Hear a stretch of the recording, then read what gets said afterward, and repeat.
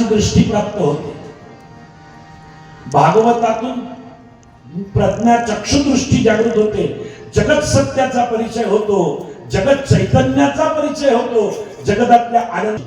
त्या श्रीकृष्णाची परमामृती अवतारलीला म्हणजे श्रीमद भागवत, गुरु शिष्यांचा प्रेमासर्ष संवाद श्रीमद भागवत, आदिनारायण विष्णू परमात्म्यानं ब्रह्मदेवाला सांगितलेली कथा श्रीमद भागवत, ब्रह्मदेवानं सनकादिक मुनींना सांगितलेली। दोघही अपराधी, एकानं ऋषीची चेष्टा केली आणि एकानं वाणी वर्तन विचाराची अपवित्रता वाढवली। त्यालाही भागवती सम्राट परीक्षितानं एका ऋषी महात्म्याची चेष्टा केली, ऋषी चेष्टेचं पातक परीक्षिताच्या हातून घडलं आणि कान करू नाही का। परीक्षितानं कथा ऐकली एकचदा, सरक्षितानं कथा ऐकली एकचदा, नुसत्या कानानं नाही हृदयाचे कान करून। परीक्षितानं एकचदा कथा ऐकली, कथाचं स्मरण ठेवून परीक्षितानं एकचदा कथा ऐकली, भवसागरातून तरुण जायचा उद्देश डोळ्यासमोर ठेवून विचार या वर्तमानपत्राच्या माध्यमानं तरी जाऊन पोहोचतील। हा शुद्ध भक्तिप्रेमाचा वारसा त्यांनी जपलाय। माझ्या कथा व्यासपीठाकडून आणि कथा आयोजक आमच्याकडून शब्द सुमनाने त्यांचं गोड प्रेमासह भक्तिप्रेमानं शुद्ध ईश्वरी भक्ती सिद्ध करता येतो।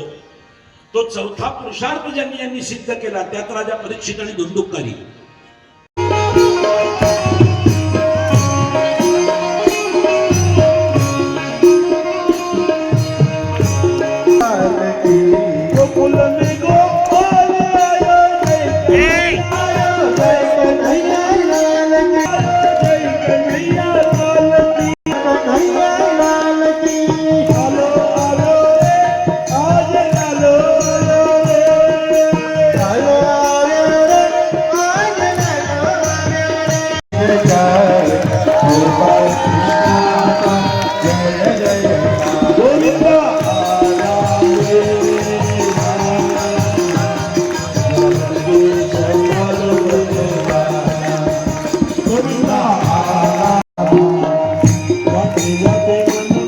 लोकांपर्यंत पोहोचवायचं काम।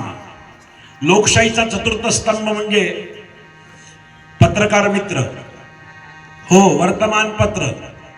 तुमच्या सगळ्यांच्या साक्षीनं होणाऱ्या भगवंताच्या हरिकथेच्या कथा व्यासपीठावरून जे ईश्वरी शुद्ध भक्ती कथा निवेदन केलं जात आहे ते लोकांपर्यंत पोहोचवण्यासाठी दैनिकातून, साप्ताहिकातून, वर्तमानपत्रातून या दैवी विचारांना प्रसिद्धी देणं सहकार भारतीची जिल्ह्याची सगळी जबाबदारी सांभाळणार आहे।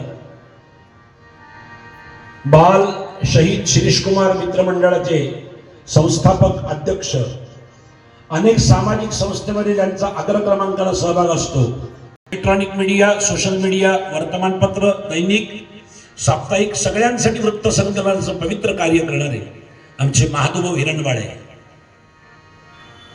त्यांनी स्वतःच्या जीवनामध्ये एक संकल्प केलाय, सांगून टाकतो आज तुम्हाला। काय संकल्प केलाय? कोणी स्तुती केली तरी चालेल, कोणी निंदा केली तरी चालेल, पण जिथे कुठे चांगलं काम होत असेल त्याला प्रसिद्ध करावं, ते लोकांपर्यंत पोहोचवावं, हा त्यांचा संकल्प आहे।